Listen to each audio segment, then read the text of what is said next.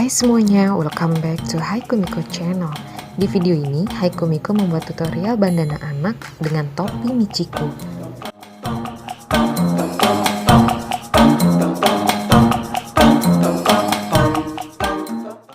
Hai, aplikasi topi Michiko sangat cantik dijadikan bandana anak seperti ini. Kalian bisa mencoba membuatnya sendiri di rumah.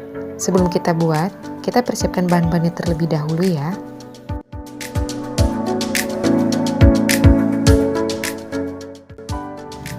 Sebelum membuat, pastikan bahan-bahan sudah tersedia semua. Mulai dari bahan utamanya, yaitu bandana anak. Di sini saya menggunakan bandana dengan bahan besi yang dilapisi kain seperti ini.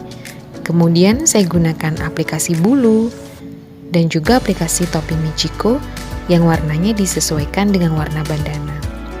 Kalian bisa membeli aplikasi topi Michiko di berbagai toko craft di beberapa e-commerce seperti Shopee atau lainnya.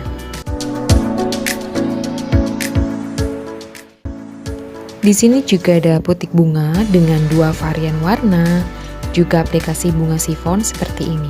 Untuk aplikasi bunga sifon, kalian bisa lihat tutorialnya di video rekomendasi di bagian kiri atas video ini.